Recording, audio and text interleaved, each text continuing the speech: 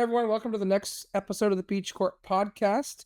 LAIC was last weekend. We had a big shakeup and some fun results. So we'll definitely jump into our LAIC results, give our overall results, the fantasy draft results. Uh, Obviously, the changes on Sunday impacted our fantasy draft big time, and we'll talk about that. Of course, referring to Gabriel Fernandez being DQ'd after winning in top four to make it to finals on Sunday.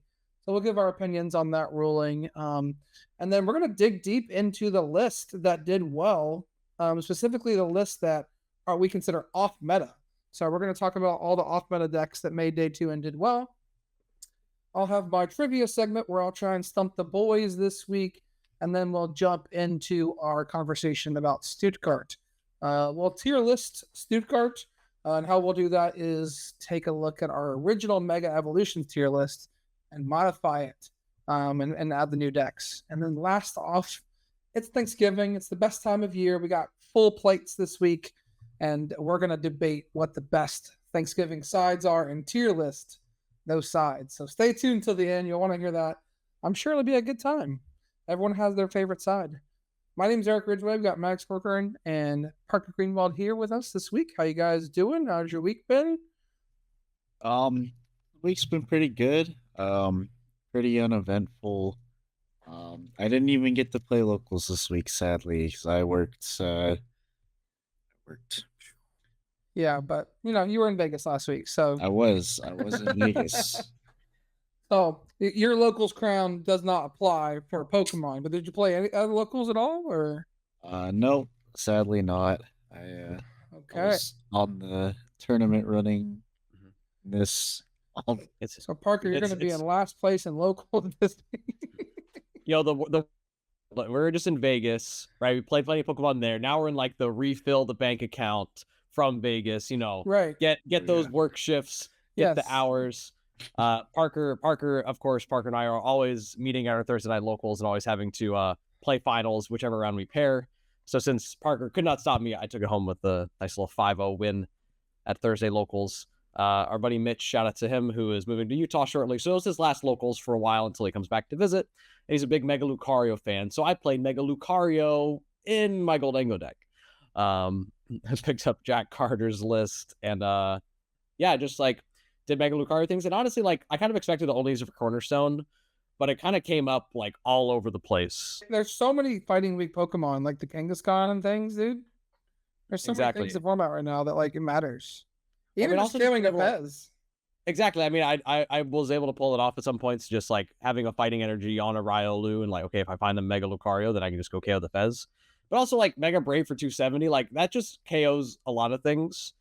I was like, oh, Mega Brave Vitality Band can KO a Zoroark or like other shady things too. Like, just kind of like it kind of comes up a lot. And I realized when I was playing against Mega Absol, I was like, oh, this Mega Lucario is just really good. I just need to like lean into this. Yeah, I mean, you literally just like take 3-3 for that. Pretty much, yeah. And making so many people go like 3-2-2, that's tough for some people. Mm-hmm. So they're not putting that early single prize pressure on. Yeah, it's kind of tough. I played Greninja, the fighting type Greninja deck, because I enjoy the deck. Again, Mitch loves Lucario and fighting type Pokemon, so I was trying to play some homage to him. I started out 3-0 and proceeded to brick. Maddox was right next to me. Maddox saw me completely brick round 4. And I also prized double Greninja that game, so it wouldn't matter if I didn't break, I would have lost.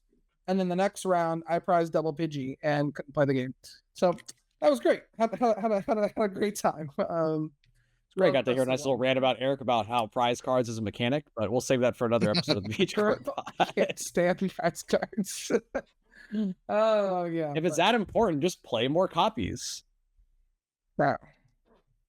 I played 2. See, listen, if Piper didn't want to prize 3 Gimme Ghouls at Worlds, she should have just played 6. Yeah, true. You're right. I'm just saying you would have prized 4. I literally had like the the fan round next to you. I was like, okay, whatever, right? It happens like one time, it's fine. Like the next round, I literally had the nuts opening hand. I was like, oh, I've got this for this turn. Next turn, I've got Colress for Grand Tree. I've got so many good things. Poffin, First Church. I'm like, Pidgeys. Are you kidding me, man? Womp womp. The birds flew away. There are no birds. It did. But anyways, let's get into. Oh, by the way, first of all, Max, congratulations on this week's local crown. You take it down again per usual. Listen, honestly, like after Vegas, when like playing Goldengo just like for fun and with friends, and I was like, wait, maybe I kind of underrated the rocks after playing some games with it. So I've been playing it lately. Showed it to locals. Glad I got to have a good run with it. No locals this week though, because Thanksgiving is Thursday. You're traveling, so I'll beat you by default. Parker, are you playing any locals this weekend? Maybe Saturday. We'll have to see. Maybe. Okay, so I have to do well at GLC tomorrow. Go find wherever Eric is playing, Parker, and just smoke him. Like, I will be at GLC this week, so I'm taking it down. I will not be able to smoke either. Yeah. All right, well, let's jump into the results of the Latin American International Championships. And none other than Brazil's own, Sao Paulo's own, Pedro Pertusi took it down with Gardevoir Jellicent, a unique take, actually, on the Gardevoir Jellicent, leaning into playing a Drifloon in his deck, as well as the Jellicent line. So this list is pretty unique. It does have 3 Ralts still. Where is he finding the space for the Drifloon and the charms in this list, guys? I don't know Gardevoir that well. You guys probably follow closer than I do. What's it looking like with this list? What are you thinking? Second Evo. Only Evo. Got second Evo, like 1 or 2 less draw supporters, and then a lot are playing 8 Sidekick. He's only playing 7 in here. Okay. So it's really that second Evo and maybe an energy, but Countercatcher 2. Yeah, there's only 1 countercatcher. It's got to be that, right? Mm-hmm. Yeah. A lot of them have already been on one. I'm trying to look at some recent lists. So like Julius Brunfeld way back at what tournament was this? Milwaukee. Those are Gdansk. I mean, just looking back to how some of the lists were there, right? I mean, they have 10 total draw supporters, so kind of some similar-ish here. And they're leaving heavily into the charms, or if they're not playing the jelly build. So when you're playing the jelly build, you have to like cut a lot of those cards. So I think Pedro made like a very good call. Yeah. Again, Drifloon just being so good now, but like you have to play jelly, and he's like, well, what if I just make both of them work? And he did. Again, some riskier areas, like only the 1 Artisan and 1 Mystery Garden. Like prizing Artisan's pretty rough. Only the 1 Evo, it's tricky to find. Even 2 charms, a little slim, 1 countercatcher, right? You're playing like very, very slim counts of everything. But, Pedro proved, hey, it's just enough, really. And Pedro's been playing the Jelly Guardy for a while. I had the pleasure of playing against him at Worlds. He was playing Jelly Guardy there as well. So not surprised to see him come away with a big win. He previously won the Sao Paulo Regional Tournament back several years ago, so now has an IC win in his home city. So did you meet Pedro at Worlds or no? I did. Yeah, we played round 3. Okay. We tied. Oh, tied. Okay. Yeah, I was able to beat him when I played him in LSC a couple years ago. Yeah, a lot of fun playing to get some. Right on versus hard. Not a match I'm supposed to win, but we got there. So as long as we take those. So. All right. It did take it down against Sebastian Lashmet, also playing a different version of Guardy Jelly. This is more of the standard version.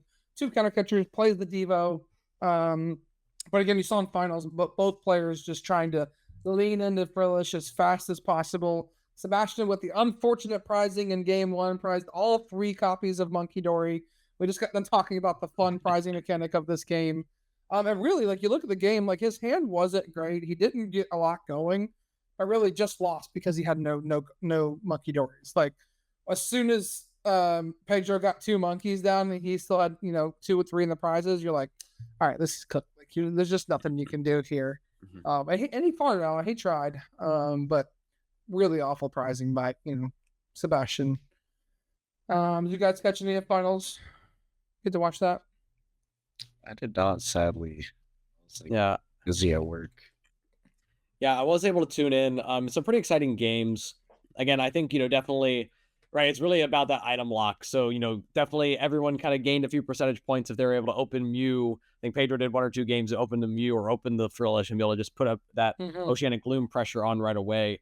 Some really cool dynamics of playing the back and forth of this matchup and trying to, do you go for an Evo turn, generally not. You just try to slow down the Oceanic Gloom. You're trying to find your setup pieces and deny their setup pieces while also trying to set your Monkey Dory. So kind of a lot going on. Pretty intricate matchup, and very exciting to see. Also want to give a shout out to Bass. Of course, we have had Bass on the podcast before after his top 4 with Charizard way back when. Yep. But also, I mean, Bass, again, news was announced Sunday. Some people speculated, might have known the night before that he would be playing in finals, so I had to have a very quick turnaround to be prepared for finals, to be ready for it, and to give us ultimately a great match on stream. I know he said he was looking to, maybe he could have played a little better in some spots, but that's a good top player mentality. There's always something you could have done, and I'm sure he'd be evaluating that later on. Yep. Yeah, shout out to Bass for a great run with a, again, strong archetype. This is the first time since the first regional of the season down in Monterey that we've seen Gardevoir. Well, actually, apologies, we had another one in Brazil. But first tournament in a while we've seen Gardevoir win, and now in all Guardy finals. We literally just had an episode recently. It's like it's Guardy dead, basically, and here it is. It won one more time, and now Mega Diancie comes out, and it gets just better. We'll give our thoughts on like the ruling for Gabriel later. But thoughts on if he actually was in finals versus Pedro. How's that matchup go? Does the Drifloon kind of swing the matchup a little bit back towards Gardevoir's favor, or do you think that the Charizard's still like heavily favored in that matchup? If you can just deny Charizard, take a couple prizes, and just get a Drifloon swing in, I think that's like good enough. But yeah, well, it is like uphill. I don't know. Like, I would have liked to see it, I guess. Yeah, I would have loved to see it too, but alas, water on the bridge. Mm-hmm. Yeah, I mean, of course, the Charizard list did play several I think 3 kind of bosses orders potentially, plus unfair stamp. So definitely some power there. Was able to beat Bass in the stream top 4 match. But of course, I think the Drifloon does significantly swing things. Gabriel did play the Monkey Dory, but Pedro know lots of leave damage in play. The Drifloon becomes a pretty tricky thing to deal with if there's no damage in play. Yeah. Yeah, the rest of our top 8, you got 2 Mega Absols, one of them squeaking in because of the changes to the tournament. Could you just imagine that, right? I got 9th place, wasn't a bubble by any means. Mm-hmm. And, later on you're like, hey, come get your top 8, Matt, bro.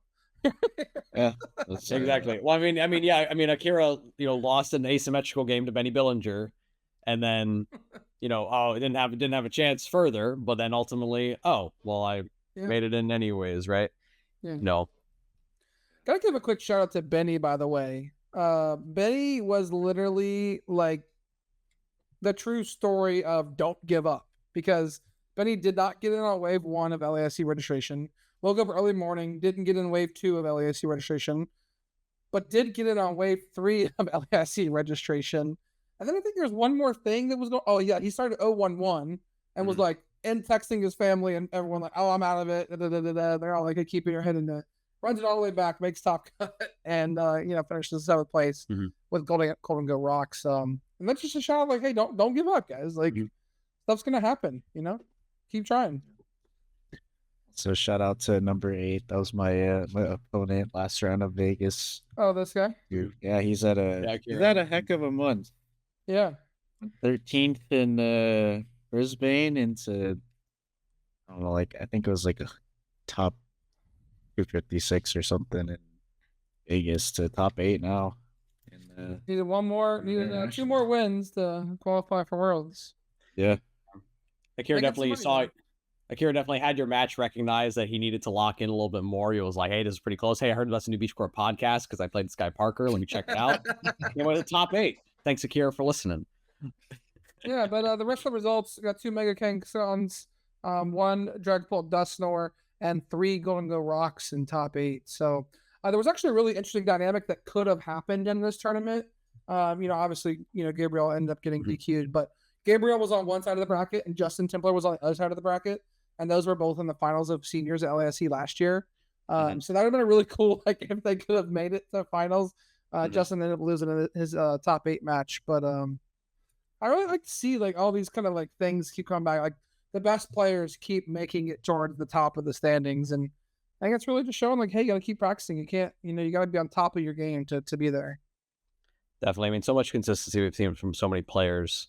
and just continuing to have strong showings back to back. I mean, shows that the game's in a really good spot of just like consistent players will continue to do well. Any list you want to look at specifically and talk about before we move on to our fantasy draft results?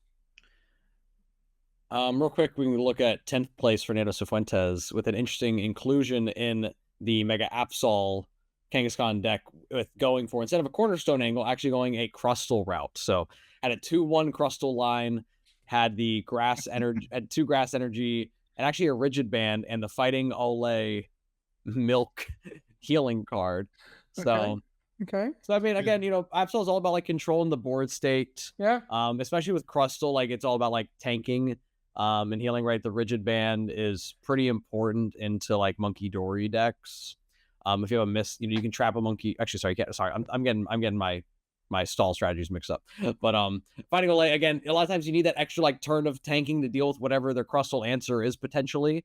So just being able to find the milk, heal your Crustal, but also heal any of your other big guys type of thing. Heal a Psyduck. Like, I mean, there's a bunch of applications for this card, as well as the rigid band to just make your Crustal generally tanky. So a lot of investment into this Crustal line tech. Like rigid band can only work on Crustal as a reminder. So dedicating a whole card slot to that is pretty significant. That's pretty significant for sure. But again, a cool innovation on the list. We've seen a couple people with it, and we also saw a pretty strong finish with it in Las Vegas. So a little bit more of a shine here. Vegas. Yeah. I'll confirm that real quick on Labs. He played a slightly different 60. I think the milk might have been one of the standout new cards, which makes sense in my mind. That's funny. Yeah, I like that deck. Seems pretty cool. I know some Zorak Crystals are running around too. Mm-hmm. Any other standouts before we move on? I'll hit you with a quick Maddox trivia question. Okay. Fighting Ole Milk has one limitless entry previous to these two from 2 people played at LAIC. What is Fighting Ole's other limitless entry? Wasn't it in like a Blitzy deck by the other Fernandez brother or some, or Fuentes brother? I feel like it was like a Blitzy deck. It's got to be that or like Pidgeot. I'll give you a hint. It is from a tournament in September 16th, 2023. Wait. I feel like this was So this was the tournament that like we missed, Pittsburgh. Wait, no, 23, September 23. Special event in Barcelona. I've got no clue then. It was Control Box, Evil Tall Control Box by none other than Sander Wojcik. Oh, Sander. Yeah. Top 32 placement with Fighting Ole Milk. But I mean, the card's about to rotate, but Paldea evolves. So got a couple more limitless entries before it departs from Is this actually this played higher than Sanders was? Yes, because Fernando got 10. I bet you Sanders like at home, like you're upset that. Also, this is probably the first time anyone's actually ever looked into this. It's funny looking back at cards and being like, oh, this. It's weird saying like this is a card that like just did well in a tournament right now in 2025 at the end of 2025, and here we are back in 2023. It's like, oh yeah, this card was legal and someone like also did well with it. And it's not like Nest Ball. Like obviously Nest Ball keeps doing well, but like Fighting Ole, it's just funny. All right, well, let's move on to our fantasy draft results. I gotta give a quick shout out to the adjusted results and Parker Greenwald taking it all down. I know, someone on Twitter was saying, "Hey, Parker farmed this Saturday night." When I calculated the results initially, that was not the case. I was winning by plus 300 points, but alas, that did change. So congratulations, Parker. Your best 5 finishers were Stefan Ivanov. Ooh, that's spelled wrong. I should fix that. Whoops. Both are spelled wrong. Yeah, that's still spelled wrong, but we'll ignore it. Eric used his original misspelled one. We know I'm a bad speller, okay? But we'll just cover the points before people look at the spellings. Yeah. Anyways, so Stefan 225, Henry Child 225, Vinny Fernandez 225, Gustavo 205, and your last one, Julia Sprunfeld at 145. Those were your best 5, and Gardevoir did end up taking it. I didn't even add those points in there, so you get another 50 points. So congratulations. Domination. Oh, really? Y'all really lost. And yeah, but also, I mean, Parker picking 3 people in top 16 is like pretty great. Yeah, that's pretty good. I agree. Yeah, shout out Parker. Maddox had a bunch of people didn't show up. I had a couple people didn't show up. It'd be like that, you know. It'd be like that. So, let's just move on because I butchered that. So we're gonna move on. To the next. I should not do these things, so I'm tired. Anyways, yeah, let's give our opinions on the situation that happened on Saturday night into Sunday. I'm just gonna read the statement from Gabriel because this is the only information that we have, thanks to Pokemon not putting any statements out. Gabriel said, got DQ to LAFC because I did a Ripple Shuffle once versus Sebastian on top 4 stream with cards facing me. You can see that on the stream. I don't see a big problem because I did randomize a lot with mass shuffling and facing the other way after that Ripple, but the judge said I didn't do enough. To be honest, I'm not a magician, and they said I memorized a bunch of cards, so after Sebastian shuffled my deck as well, I knew the order of my deck. I've never cheated / stacked in a game, so that's rock bottom for me. From celebrating my undefeated run and facing a friend in finals to getting DQ'd for not apparently shuffling enough so I could memorize cards after Sebastian shuffled my deck. At Cadet stream, I asked the judge if that shuffle was fine, and he said, okay, if you randomize it a ton after, but now this happened. Well, thanks to all the kind people who looked up to me and took pictures of me during the events. You guys are the ones who motivated me to become better every day. I am officially retiring from Pokemon. It's a pretty deep statement there from Gabriel talking about, his side of the story of what, he was told from the judges at the tournament. We kind of heard some rumbling Saturday night from the kind of Pokemon community that maybe something was changing. Nothing official. There was a tweet that went out that maybe was deleted. A couple of people, one by Pokemon, one by another top player in the community. So a lot of things, really went down here. I'll give my opinions in a minute, and I'll just shut up. Parker, why don't you start off? Like, what's your opinion on the whole situation? I'm sure you've watched the tape. You've read his, read his statement. Where do you stand with this? So if that's like what the penalty's for, which like you don't officially know, I guess, because Pokemon said anything, but like if that's what it's for, like I think I remember in my head that I remember Sebastian shuffling the deck, and then I think they like paused the game for a second, maybe, or maybe that was for maybe I'm thinking of the Artisan Lily thing. But that was the Artisan Lily thing. They did pause it there. Okay. So they asked the judge during that situation. There was another situation where Gabriel was trying to thin his deck before the Lilies, accidentally put a Lilies in his discard pile from the Tatsugiri. Yeah. And, both the judges and him allowed it. So, yeah. That's a different situation that we saw. Yeah. But like he definitely moves a card, which like, yeah, I think is probably maybe what he's thinking to get off quick search. I don't remember the exact card or whatever, but like if that's what he got DQ'd for, I think that's like a bit harsh. Like I know that there have been like accusations and stuff. Sure. But like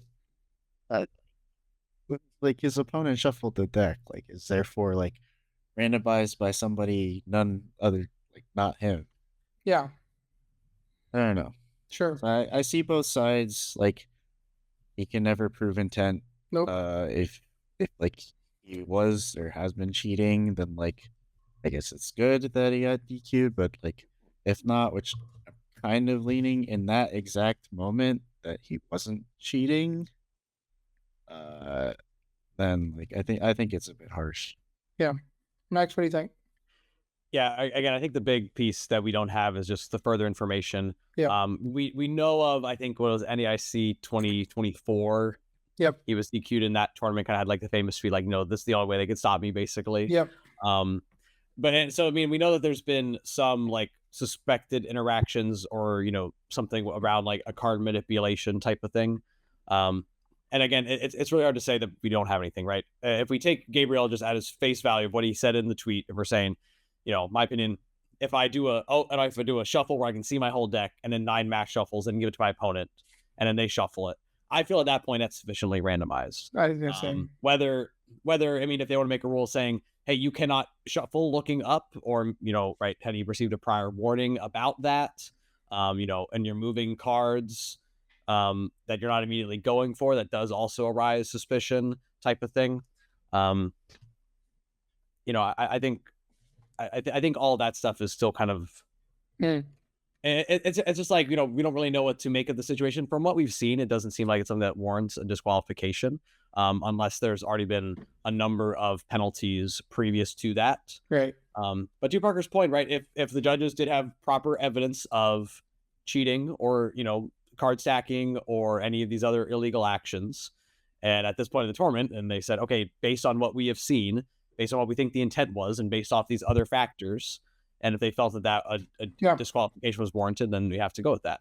I think a bigger issue that not a lot of people are talking about is, why are there some people on Twitter who know things and people in group chats chatting, right? I mean, if this is a head judge decision that some judges are involved with, and then eventually someone decides, okay, we're actually going to DQ Gabriel, and we need to decide how we're going to handle finals tomorrow, right? That shouldn't be something that's chattered about, right?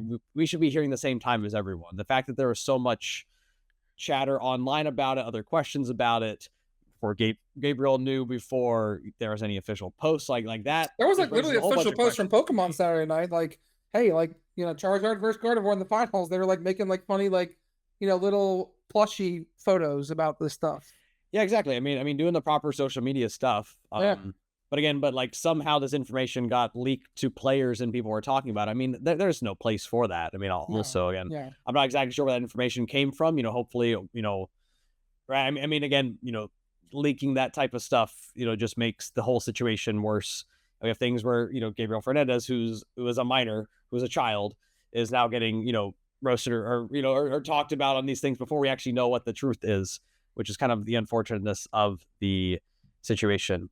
In terms of Gabriel's statement, I think stating he is retiring doesn't, I don't think retiring is the appropriate reaction personally from that. A lot of people have speculated that to believe that he has gotten permanently banned from Pokemon. I don't know if that's the case. I don't think that would be the case unless there's strong enough, attention for it type of thing. I think also, to Gabriel, I just think, hey, he is a child, still learning, still growing. Yeah. I think with some time, again, a statement like that can very easily be made very rashly, and emotion filled from being told that you're going to play in finals and now you can't anymore. That's a change for him, and obviously a very like public, showing of what happened, like a very public showing of him, winning on stream and then not being able to play the next day. So I think we just need a little bit of time to see if Pokemon says anything about this, what that ends up meaning for Gabriel. Obviously he is a talented young player. Whether or not he is truly a cheater, you cheating alone doesn't get you to where he has. So again, just one of those situations that's, we don't want to see in any unfortunate situations where we do have players getting DQ, where people are cheating, where people are, suspected of cheating when they're not cheating, or cheating in a fun game that we play for fun. So yeah, I mean, I think a lot of what you guys said is good. I have a couple of thoughts, some about the exact situation that was presented to us, and some that are like bigger problems that I see overall. So I'll address the specific situation first. All three of us on this podcast, including anyone listening to this podcast, when you play Pokemon, you play cards like Nest Ball, you search your deck. You look at your deck, you look at what cards are left in your deck. You know what cards are in your deck. If you are a perfect person and have a great perfect memory, yes, you can memorize the position of all those cards at that time by playing Nest Ball, and then you can mass shuffle your deck and then offer it to your opponent to cut after sufficiently randomizing it. So therefore, do I think if Gabriel's statement is correct that should be something that's punishable? No, because we all do it, right? Like just shuffling your deck one time up and then doing 9 mass shuffles and your opponent, being able to cut and shuffle your deck. I agree that I think the deck is randomized at that point. So I think that aside, if that is the only thing, I don't love, the result. But again, we don't have the full story. I don't know how many warnings he was submitted, given at this tournament specifically. Obviously, he has priors at NAIC and other tournaments to kind of go along with all this. And those are things that are really, cared for in these situations. However, it does say specifically in the rules in Section 6.2, shuffling and deck randomization, care should also be taken to ensure that the cards in the deck are not harmed or revealed during the shuffle. cards were revealed. He revealed them face up, right? He broke that rule. 6.2.2, insufficient randomization. Insufficient randomizing the deck is a rules violation that may carry a penalty. It is therefore the interest of each competitor to become comfortable with a shuffling technique that is both quick and thorough. So really, you just gotta like make sure these things are being careful. There's another one there about cutting. Like when you're cutting your opponent's deck, be sure to not show a card. I've done that personally at a tournament in a cup, and I also got DQ'd. So I've been on the receiving end of this. To be fair, mine was a double prize penalty that escalated to a DQ because I wasn't happy about it. But that's beside the point. Again, I was young, I was naive, so that's what these things are about. So that's did he break the rules of the game? Yes, he did. Is it punishable by the letter of the law? Yes, it is. Right. Those are the rules. So, if he has priors, then I'm not shocked at the outcome. I just don't love it, and mostly because I don't love what happens after. Right. I don't love the reaction from the community, the witch hunting. The kid's a minor. Like, mistakes happen. I don't believe in this specific situation. Like I said, everyone else, like, he's trying to cheat in this specific situation. And people just need to be kind and be nice. And I really hated seeing some of the reactions. But also some of the other things I want to say is, just like Worlds last year, it's hard, right? Like, I understand they want to have a production. They want to have somebody in finals. They want the show to go on, right? Do I think Bash should have been on that stage playing in finals? Absolutely not. Match slip is signed. It's moved on. It's later in the night. You make your decision. Great. You make your decision. You DQ them. You don't retroactively go back and DQ. That is not something that's in the rules. So like, I don't like that this has now been applied twice. Just because the precedence has been set once doesn't mean that it should happen again. Right? I mean, if you're going to DQ someone because of an action that you find out a long time later, like, you go back, you give them a DQ after the match is over, and Pedro's won finals based off of that. Your production suffers. That's a decision that you're making, right? I don't like how we keep advancing these people because of a ruling, right? Like, you lost the game, you signed the match slip, it's over. We've moved on. Like, that to me, it bothers me a lot. Yeah, actually, if I can ask real quick, Parker, and it actually kind of came up for LAIC 2017, I think was Danny Altavia, or 2016, winning LAIC, and there's not a finals match played. Do you know like the history of that or what happened around then? I mean, I would have, but I don't remember. 5 years ago, yeah. But it's funny because there's just a prior LAIC era where basically the other competitor was DQ'd overnight and they just didn't play a finals. And that's what you should have done. Type of thing. That's what I think should have been done. That should have been the outcome, in my personal opinion. I mean, and it's a thought there that's what's better for competitive integrity. Yeah, I mean, Sebastian lost. Like, no offense to Sebastian at all. He lost the game. But like, I guess we'll go one step farther, right? Say there's clear video evidence that Gabriel Fernandez cheated on stream in the game against Bass. Yeah. And then it wasn't caught until after. The ruling is supposed to be that once the match slip is signed, that match result is final. That's so even if you think there's video proof of a player pulling a boss out of their discard to get you're not going to go back to you're not going to go back to round one when let's say we found out that he cheated in round one, right? Let's reverse this. Mm-hmm. We have video evidence that comes out on Saturday night that he cheated in round one. Are you going to go back and give all of those players a match win? The answer is no, right? You're not. Yeah.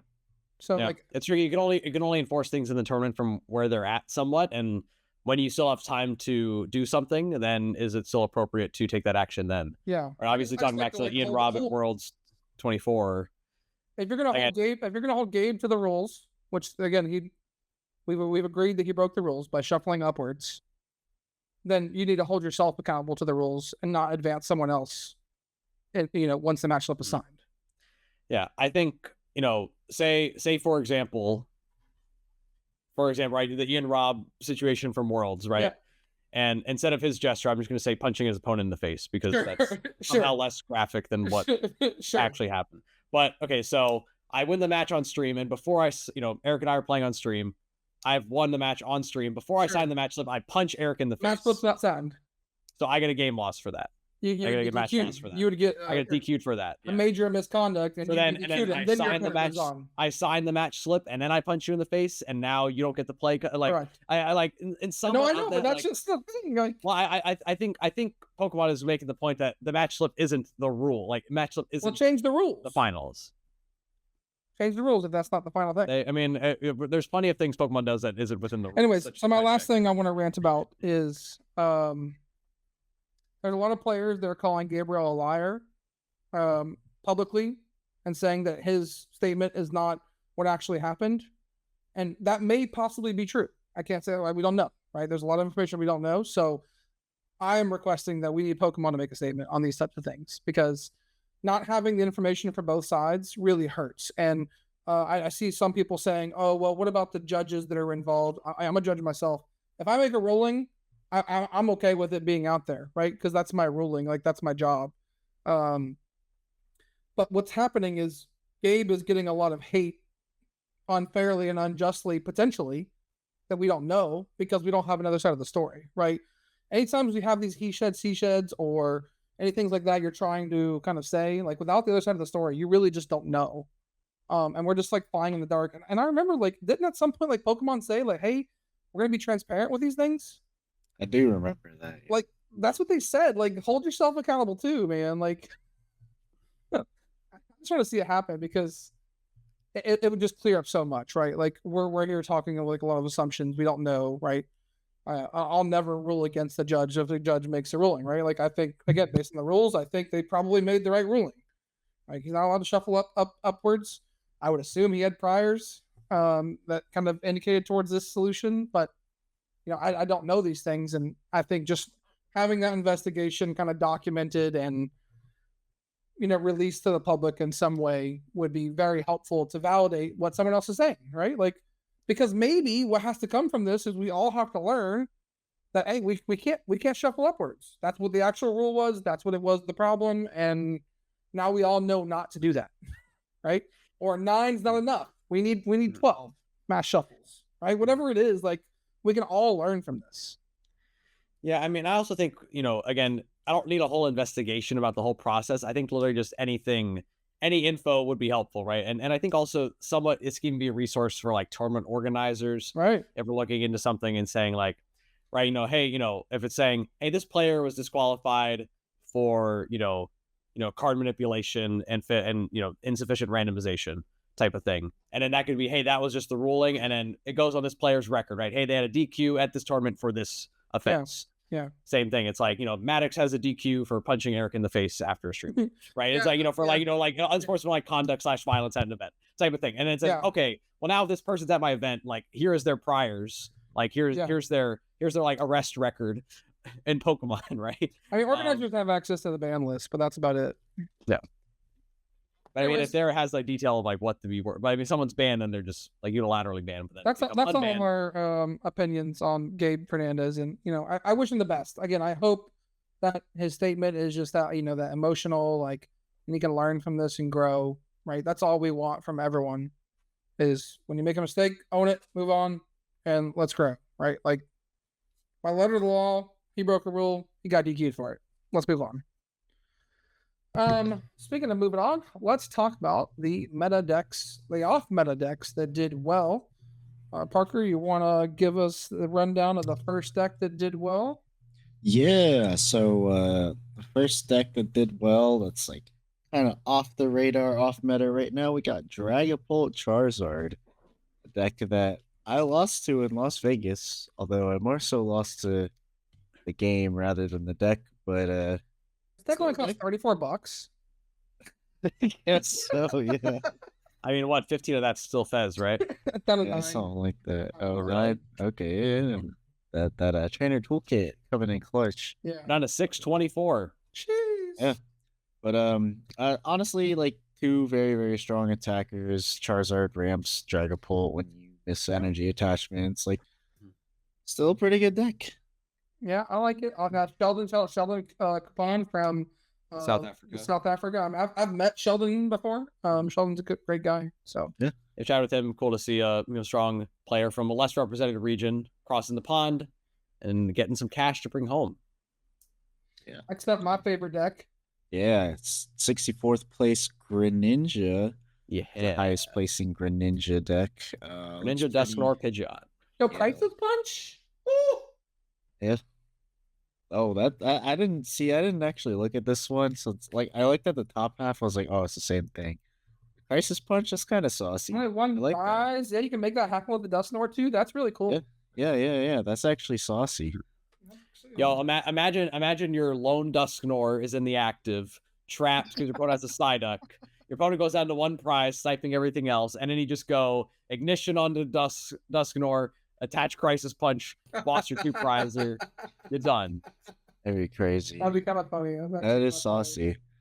Yeah. All right, that's good. Yeah, basically, board wipe your opponent the deck. Who was that, by the way? Thiago. Shout out Thiago. Yeah. Brazil getting that cash in the hometown, in the home. Yes, sir. Country. Yes, sir. It's fun deck. Right. Next, we Fun got deck. Ho-Oh Box at 104th. This is a deck that I keep meaning to build, and like I actually can't find my Ethan's Ho-Ohs, but yeah, it's basically a cool box deck. You just go fast, try to go 2/2/2, without the use of Crispin for your supporter for turn. Move the energies up. Pretty saucy list. I like the Okay. yeah. No field dance is interesting. Yeah, you don't need You haven't to you play Ethan Yeah, play that, Toho, right? that's your energy No, acceleration. yeah, you just put You 2 rush fires Ho-Ohs into play. down, attach 4 fires, attach Prism per We turn. got the moon for the big Fire rush. attacker. Okay. Heard. Yeah, Moon big attack. And Moon, you got Reshiram also. Megalodios. We got some good ones. Yeah, no, we got some The good funny, ones. the Durant. Gotta give a quick shout out to Durant. Did you guys see on stream the Durant play in seniors final? Yeah, seniors finals in game 2. Gold Angle player use Cypher Maniac sack their deck with an air bullet. No, before that, the game before. Well, Literally, and that the game guy was won funny. off Just Durant. to mill to win. Yeah, he went like Durant, Penny, Durant. That's It's a slow crazy. mill. We don't need Chiyo anymore. We got Durant slow mill. But I thought the funniest interaction was the Cypher stacking the air. Yeah. I'm like, okay, I'm just gonna mill that. like, Yeah, it's like, I don't know if it was two correct, but it was cards. I don't know if it was correct, but it sure was funny. That is All right, cool. shout out Raphael. Nice list. Yeah. 122. 122. We got the Blood Moon deck. Hitmonchan. What? Yeah, if you're thinking about Counterattack. Badooing, no sir, you're not. You knock out your own Badoo with this attack. Okay. If you attack I'm here it for for it. it. Yeah. here for It's it. honestly probably just a good thing to push while you're setting up. But yeah, no, definitely cool. Got a bunch of The Eric bunch is of in good the fighting Tastiest tech. stuff. Yes, sir.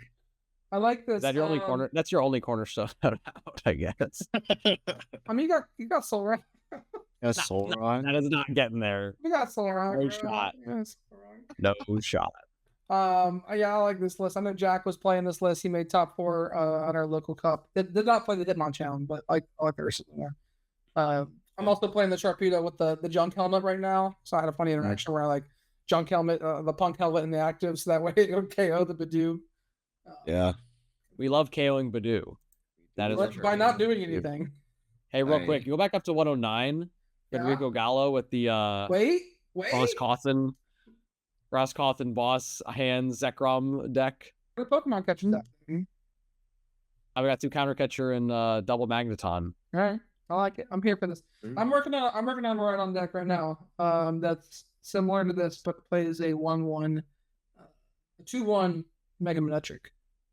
There you go. Ooh. All right, Parker, let's get back to your regularly scheduled program. I saw this. I was like, this is not meta. We need to talk. Yeah. I must have missed that one. But 28? yeah. 128? Top 128. All these Alright. people. Fabian sneaking Pujol up Bobby? on back Oh, we've at been it. playing this for a while. Yeah.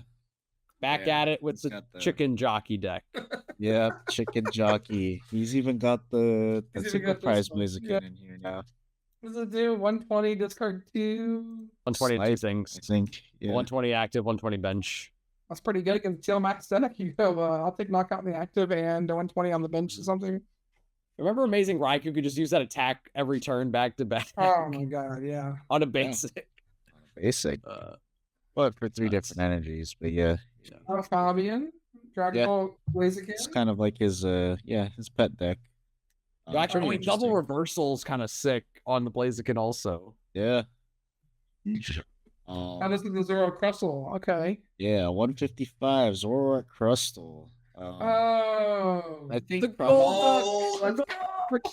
Yeah, I did see this. This was Cremascoli's list actually, but I think if you do want to play Crustle and make a deep run, this is kind of the way you gotta play it. You can't I be don't- already. Yeah. Yeah, I don't know about the Psyduck and Golduck. Like, I mean, That's all Psyduck, Klefki's. yeah. But you don't care about the Klefki stuff. Yeah. I get that. Yeah, that makes sense, I guess. That's saucy. I mean, because like, yeah, your way to lose against like Charizard is Chi-Yu Dusknoir. So if you just Golduck them, They're Klefki. Yeah, then they can't. Okay, True. I like this. It's funny. I saw Alessandro tweet like, "I'm not feeling it. I'm 1-0. I'm 2-0. I'm 3-0. I'm 4-0-1. I hate my life. What am I doing?" Now we know why he wasn't playing Pidgeot Control. He's Yeah. Absolutely. I got trade. That's fine. Yeah, trade is good. Draw card good. 177. We got Ethan's Typhlosion. Ooh, anything spicy? I did. Note only the Fez is 2 prizes. Sometimes you see these with Pidgeot opting for just a single prize engine. Tatsugiri, Shaman, Psyduck, 2 of the Victini. I mean, pretty like consistent standard. list. Pretty standard. 3 Lilies, the redeemable ticket. It goes 3 Arvin, 4 Ethans, of course. Double Brave Bengal. Yeah, what matchups does this hit? Did this beat any spread decks? What, the Bengal? If you got the Gravity Mountain in play in Bengal, yeah, you one shot like everything. No, I mean I'm just saying what What do you play against? Yeah. How did this win? Let's see. Lost to a Dragbolt Dusk, lost to a Dragbolt Dusk, lost to farm. Okay, wait, literally, hit 7 hits. Bro, 7 these matchups are Goldengos. crazy. I mean, yeah, that's. Look at the matchups though. He hit Owen. He hit Fabrizio, Lucas, Christian Solis. Yo, shout out Federico. Listen, he lost to every spread deck, and every hit the bench. He lost to Terror. He beat Greninja. No. Beat Greninja. Beat Greninja. And 1 Absol box. 7 of his 8. Or wait, He better not. he lost. Ain't no way. They tied a Goldengo. He tied one. Okay, he tied one. All right, tied in the day 2. 6. Yo, shout out Federico. Listen, it says I want to play an explosion deck and just hit 7 Goldengos out of 14 games. What a legend! Goodness. 180th Dan O'Brien with the Crustle. Yeah. Just a straight Crustle out here. Yeah, nothing too crazy about this. Let's see. 842 was that 4 loss of the Guardy. Probably. Only one. Oh, he started at 0-2. He did start out Just 2. went on a tear from Damn, there. let's go. Right at Let's see. He did Grim, Ends, Flareon. Yeah, I hit all the auto wins mostly. Hey, sometimes that's all you need. Lost the Coos though. Hit Coos. Yeah. Shout out Dan. Shout out Dan. Shout out Crustle. Yeah. We got this next list. 222. We got Mega Manetric. Yeah. Electric. Okay. We got the electric. No Magneton. That's interesting. Yeah, he's got electric. Yeah. We don't want to give up more prize. We can't afford to give up more prize. Yeah, you can't let him this go. is literally like 58 of the cards I sent you earlier. We can't go. We can't let him go 4-2. Literally, I think there's only the 3 card difference. Yeah, to Parker's point though, you don't want to let him go 4-2.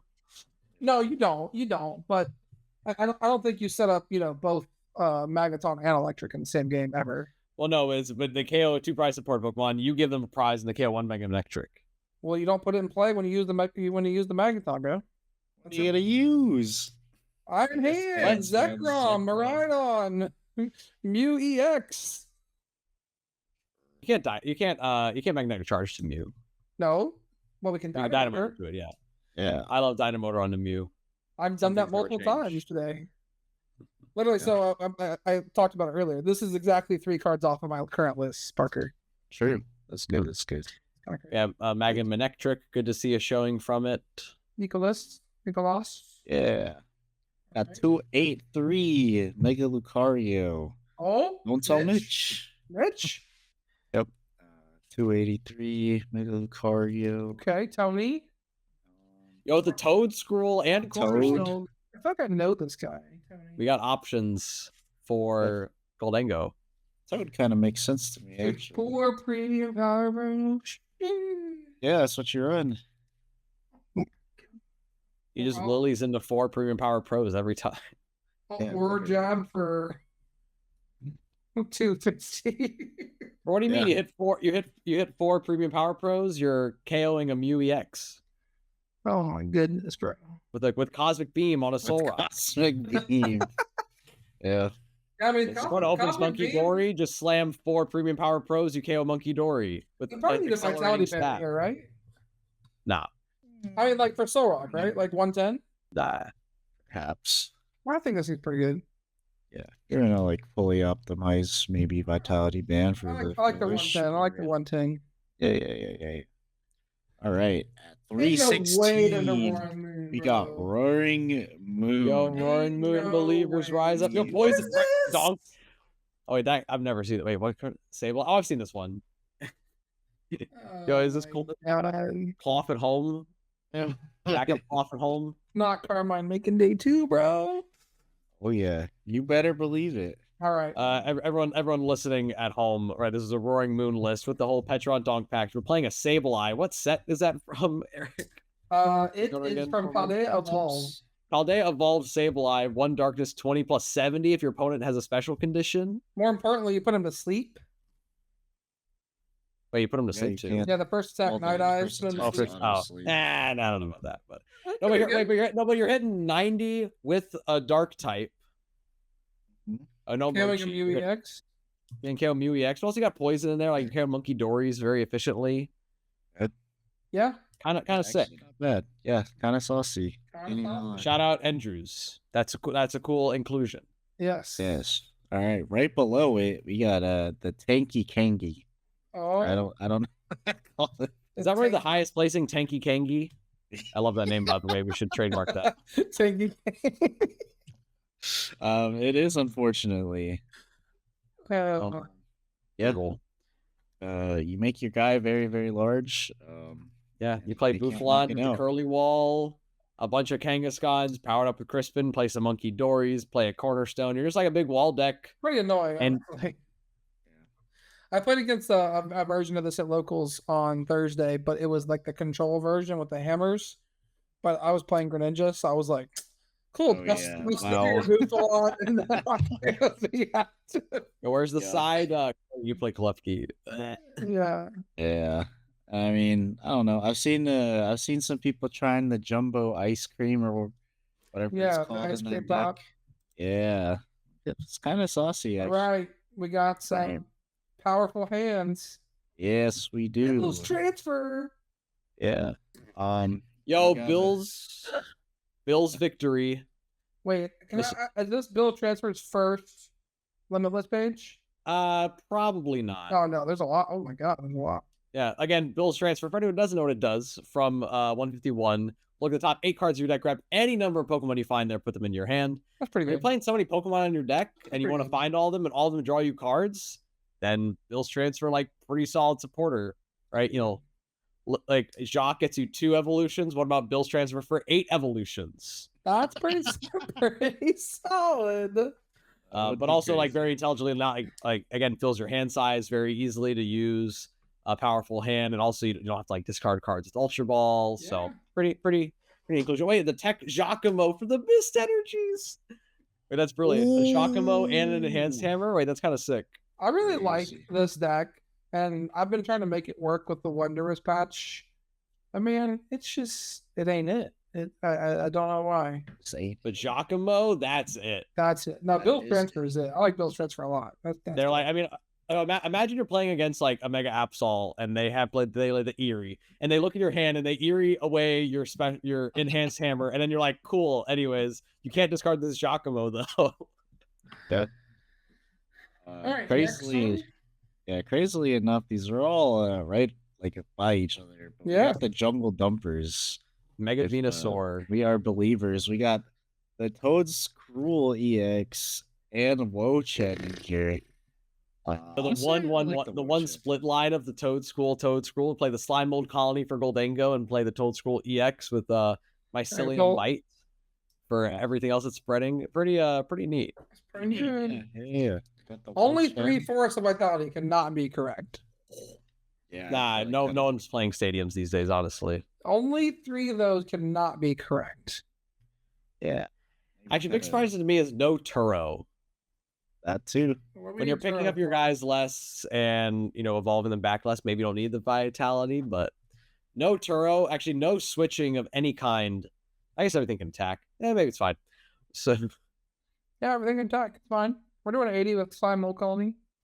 Yeah, you're gonna corner my Peasantipity. I'm just gonna move these Cruel energies Arrow. over and Cruel Arrow. It's true. Yeah, for sure. All right, and last one up on the list is Maddox's Kong. favorite pet deck. Kunkelder. Unfortunately, not the strongest showing from Kunkelder. And actually, it's playing a little bit of interesting line. A thinner 3/3 to Dunsparce line with no Pidgeot is interesting. Opting for like a Shaman. I think some extra supporters. 3 Bonnet, right? That's pretty new. 2 or 3 Brute Bonnet. Yeah, you don't need 3 Brute Bonnet with the Sacred Ash, but I think favoring a couple other consistency or a couple other option cards like 4 the Shaman. candies. Holy moly. In playing 4 candy, you want to find them, but also with no Pidgeot. Like before, you used to play 4/4 plus a Pidgeot line, Right. which Yeah, made a 4 little more with sense. Pidgeot makes sense, but like no Pidgeot and 4 candy seems like a lot.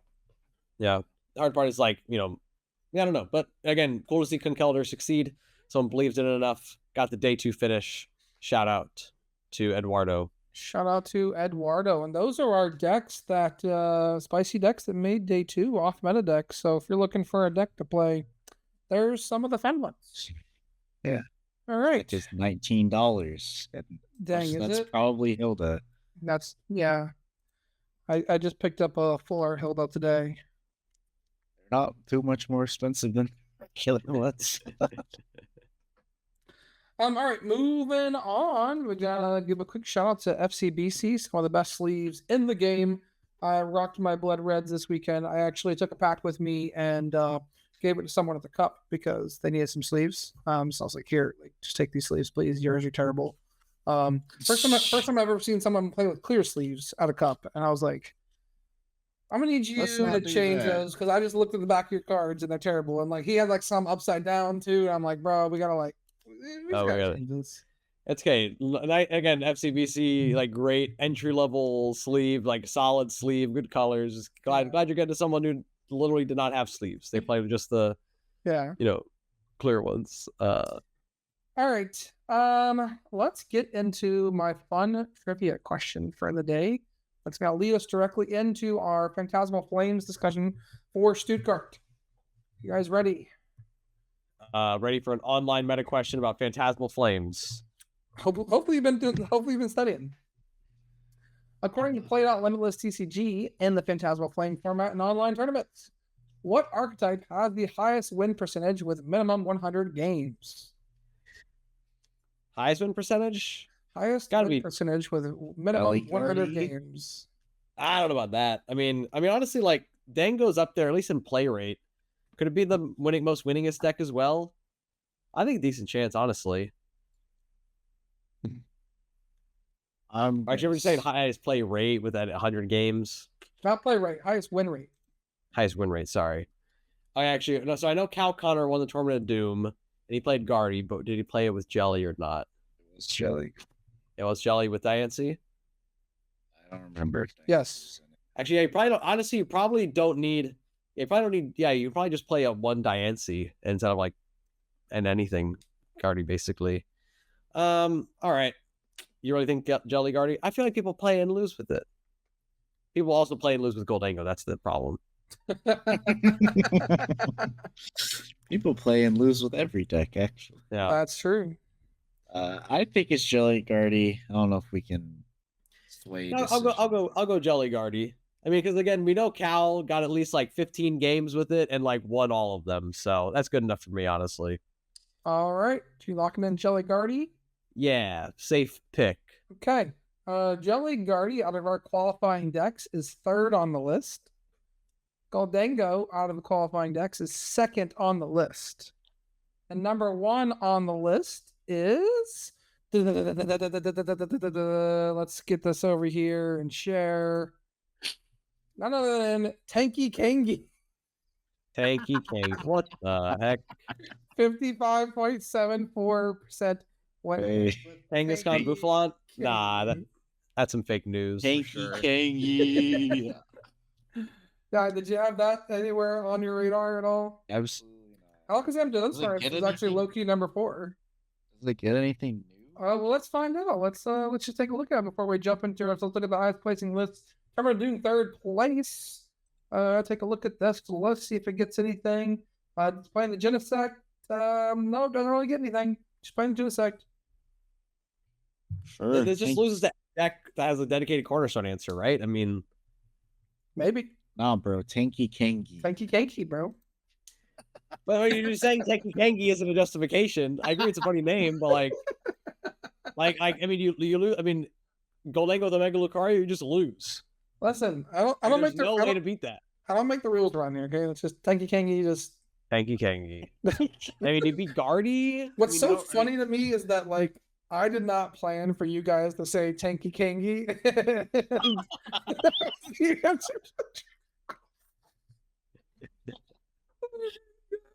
That was so funny.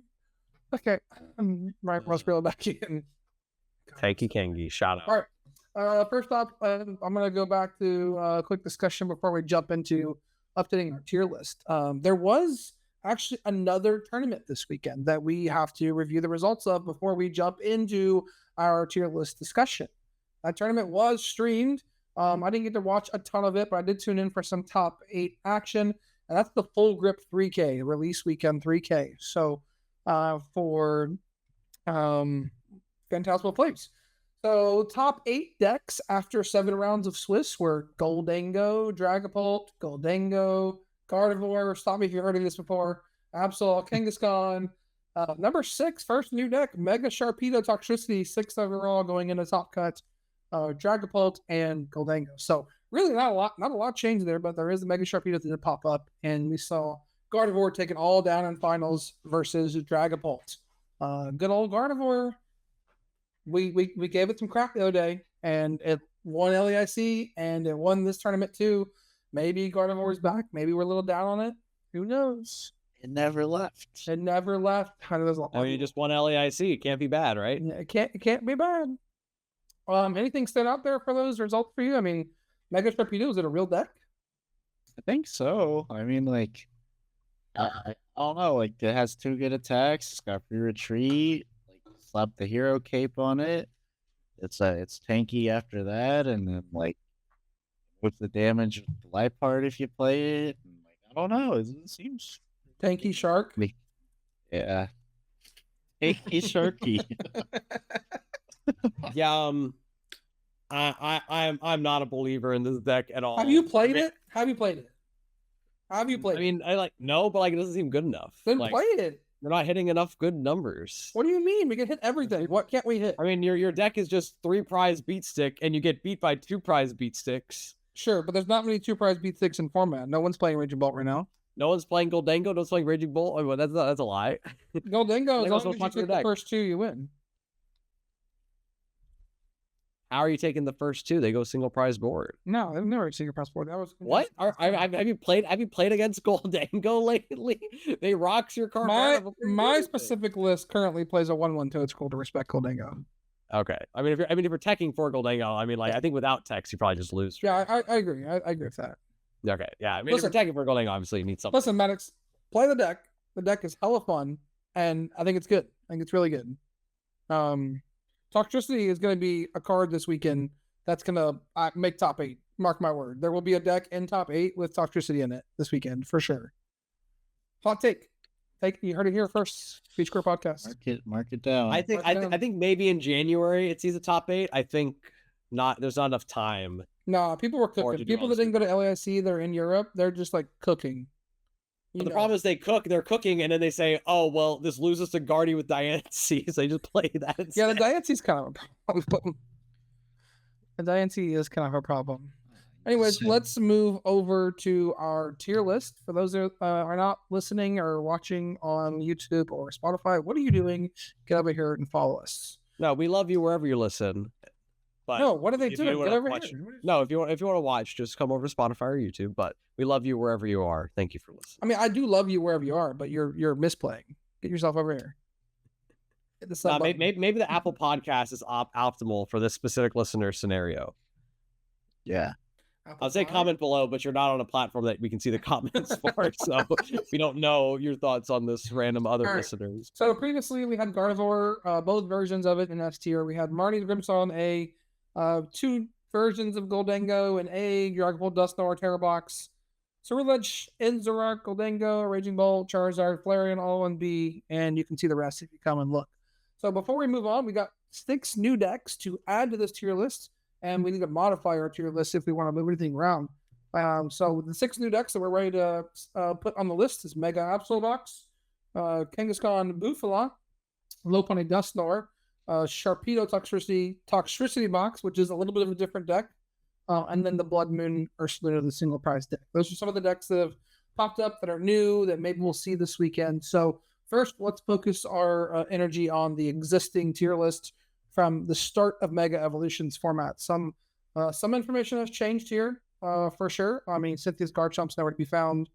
Raging Bolt has dropped a lot. So let's go with some of the obvious changes. Call out what do you want to change first. Is Raging Bolt going down to C or D? I want to start with an addition.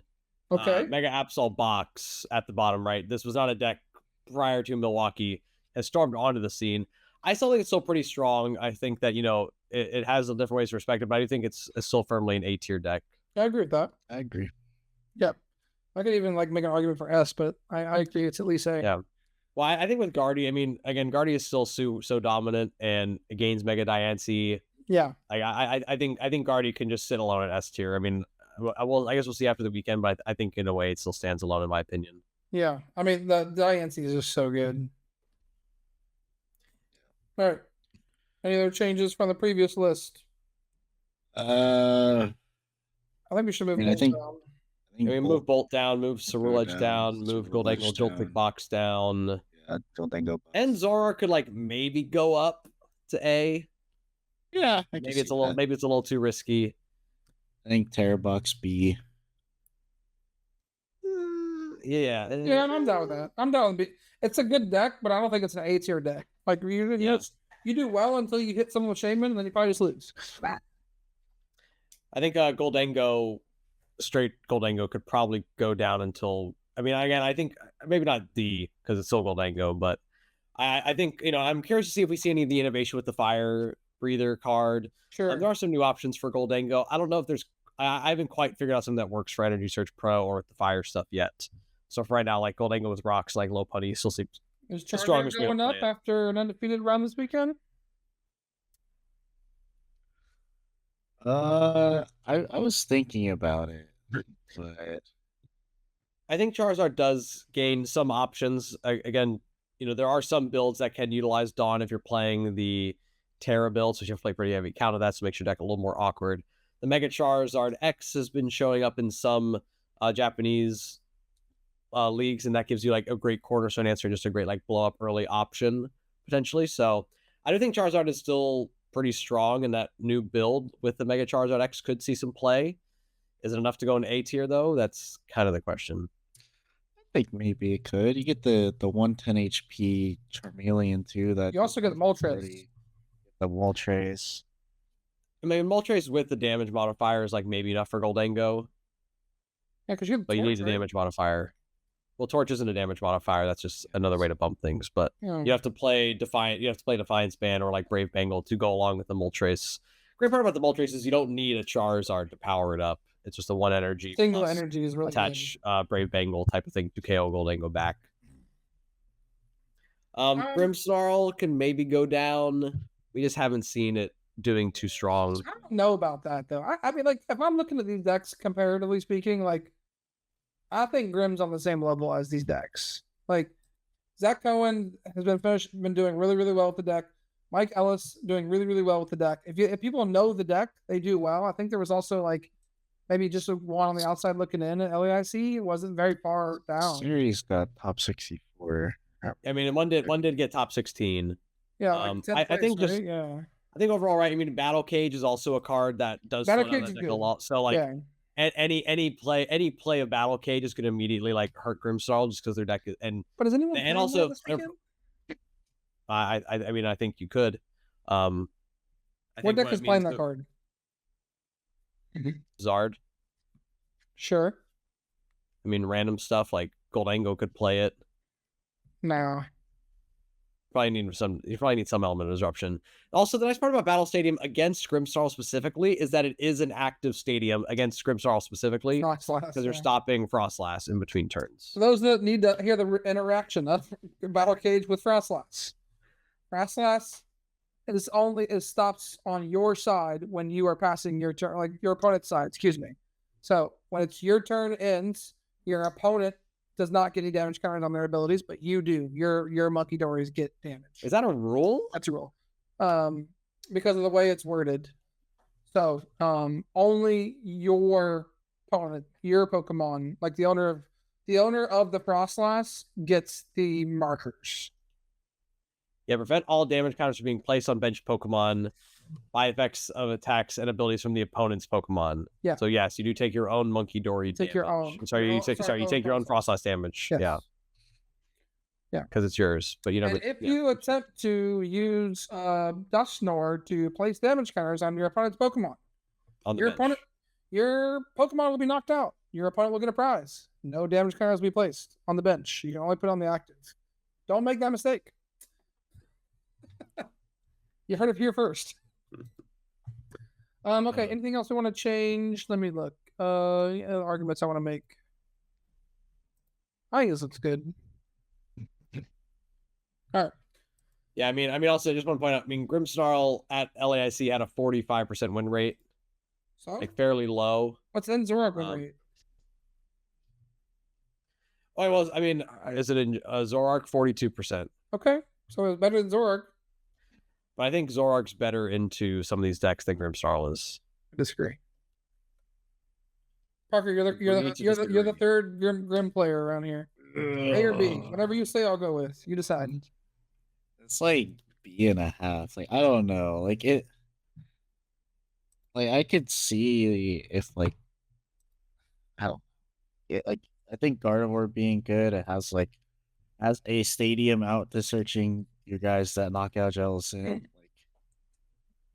no, I think it's good. Yeah. Is it on the same level as Goldango, Dragapult, Ends, Charizard? I think it's on the same level as like Charizard. Like, I agree with that. I think are like a little bit better. I think. So then we gotta move Charizard back. I'm fine with that. Like that. Charizard's a little less proven. Yeah, like that's kind of where my argument was too. Is that like Grimm's kind of the same as Charizard? Yeah. All right. So let's move on. Tanky Kangi. Where does Tanky Kangi make its debut on our tier list? We just saw it has the highest win rate in this format. Where does it rank for this weekend's tournament in Stuttgart? So listen, you hear a lot of the sounds. You're Tanky, like Tanky Kangi. A lot of A sounds, and for that reason, I think it's in C tier. Because like you're like Walling isn't good right now. It's not good enough right now. Parker, B, C, D. I think it's C actually. The highest win rate deck of the format we're putting in C tier. Yeah, Mickey Mouse online tournaments. Okay. Where people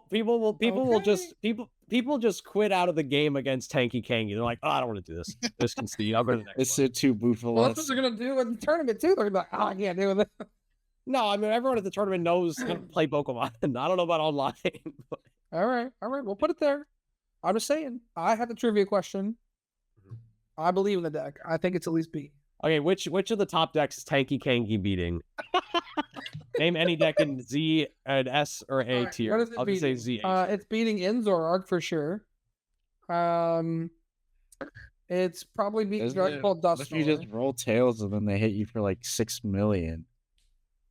You just boss around it, clearly. But N can also boss around your Tanky Kangi. So, anyways, I think it beats Ends. I think it beats Dragapult Dusknoir. Yeah, I don't know. I think it beats Pult. We'll find out. We'll find out this weekend. All right, we'll see. Listen, hey, the reason why I think it beats Pult is right because the Terapagos deck beat Pult before. Right? Tropico's Boof beat Bulbasaur. That's why Boof was good. That was easier to power up. That was I mean, we have Turbo Energize, bro. Yeah, that's significantly worse. And hence why one of our top decks plays it. All right, moving on.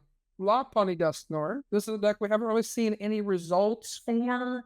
I'll do a quick limitless check and see what they look like. I think it's like kind of like a hype thing, honestly, but like I think it's good. Like, why wouldn't it be? I mean, Lopunny's definitely a good attacker, right? Like a very efficient, hits 230, attacker. Yeah, I think Mega Lopunny's best applications is not in a standalone deck, but as an accompany or as an accessory to other Pokemon. 46% win rate online so far. Its best matchups are Absol deck at 48%, Gardevoir Jellicent at 61%. That's what it says. Well, it's because you play a 4-4-4 Dusknoir line. I mean, it beats the Kangaskhan Bufalon deck, so Yo, beats Tanky Kanky, bro.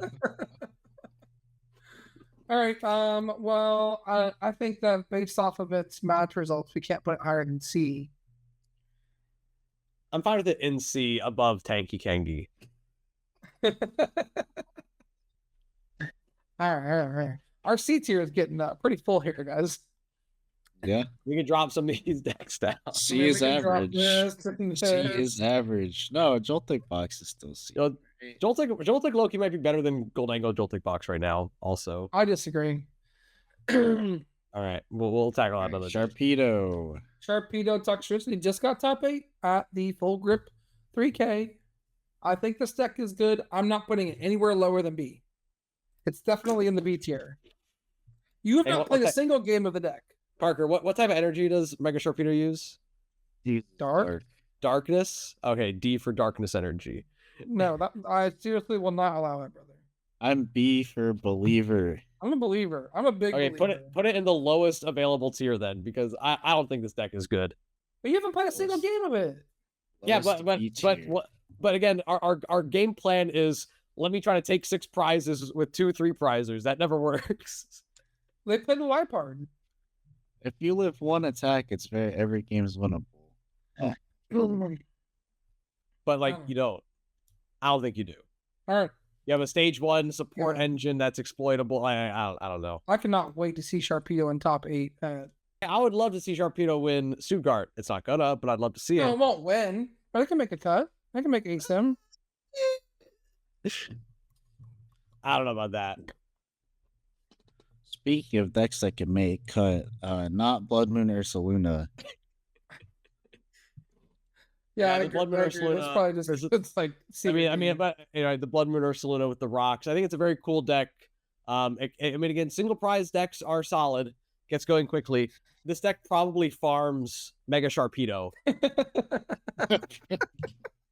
It probably does, actually. I mean, honestly, I think every deck in D tier farms Mega Sharpedo, but that's a whole conversation for a different day. Maybe not farms Tanky Kangi, actually. Yeah, Blood Moon Ursaluna does farm Tanky Kangi. Yeah. I haven't D tier or anything, but any complaints? Yeah. No. All right, moving on. Last one, Toxtricity Box. This is really a deck that's not well known right now. It's really just hey, Toxtricity is a good card, accelerating energy into play, maybe to Mega Absol, maybe to a Brute Bonnet. And we're not talking about the Brute Bonnet that poisons. There is a Brute Bonnet out there that we should pull up this card and read it to everyone in case they don't know what this card does. I think it's from Masquerade. Damage counter. Yeah, so Brute Bonnet from Twilight Masquerade. First attack is Poison Spray. Your opponent attack Pokemon is now poison. Second attack for Triple Dark, Relentless Punch, 50 plus 50 for each damage counter on your opponent's active Pokemon. So if there's 3 damage counters on your opponent's active Pokemon because you just moved Monkey Dory damage over, you're doing 200. So you're doing 230 total because the 30 you move there. And then it escalates more and more the more damage you move over. You play a couple monkeys, your monkeys get enabled by the Toxtricity, all those types of things. So watch out for that card. That's kind of like the biggest piece in that toxicity box. Obviously there's an Absol usually, and there's like other array of dark attackers. Anyone else know of any dark attackers to call out for people going to Stuttgart? Mega Absol EX mainly, and also Roaring Moon EX has been seen in there. Oh yeah, the Roaring Moon EX too. Yeah. Seeing some lists with a couple Sadas in it. Oh, there you go. Yeah, I've seen a couple Sadas because of the Ancient, right? Like the Brute Bonnet has Ancient, Roaring Moon has Ancient. And again, the great part about the toxicity, using your toxicity to power up your dark type attacker means you can attach from hand and power them up quickly, or attach like a Monkey Dory, spread some of that damage over. I think this deck has a little more potential, mainly because it's not shoehorned into like just being a Mega Sharpedo deck. Sure. Definitely. No, I agree with you there. I don't think we're in any disagreement. I mean, so we're gonna put it in B, or I mean, I think this. I think no, definitely not an A. This is like nothing proven for this yet. I think Toxicity Box could belong at the bottom of B. I think it is strictly way better than Sharpedo Toxicity.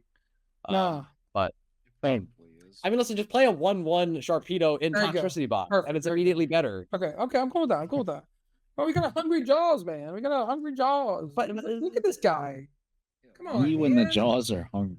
Come on. But again, let me try to use 2/3 prizers to win a game. It doesn't work. I'm not gonna. It's Works fine. for Absol Box. Exactly, Parker. Tell him. Or tell him. What's better, doing 270 if you've poisoned your opponent's Pokemon, or doing 200 and discarding a resource, and also being able to You don't have to KO poison anything. your opponent's Pokemon for. And you're on a 270. basic. And you're on a basic. You have to have damage on yourself. Yeah, well, Toxtricity does that. You just go first. You go knock out your little guy, draw 2, boom. Oh, it's Yeah, knock out the little guy, you do nothing. Okay, and then I KO your big guy and take 3 prize you can't. cards. How are you doing that? Make it rain. Oh my god. Okay, yeah, you go ahead and put all those energy in Howling Discord pile Thunder. while I put my guy out there. What's that, week 2 Bellowing grass? Thunder? Dude, nobody's playing Bellowing Thunder. What's the Mega Torpedo week 2? Grass, right? Yes. Yeah. Oh, are there any grass decks in format? No, there's not. Name one. Mega Venusaur, No one's playing Steel that. Mask Ogrepon, No one's playing that. Iron Leaves, No one's playing that. Reboot Pod, Iron Leaves. Bro, you're just a hater. You haven't played a single game of the deck and you're a certified hater.